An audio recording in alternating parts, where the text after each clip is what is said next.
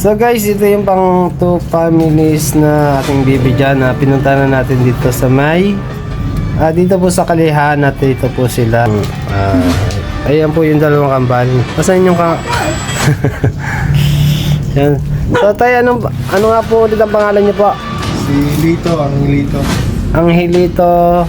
Mulicia. Ilan taon na po? 59. May ano pong trabaho?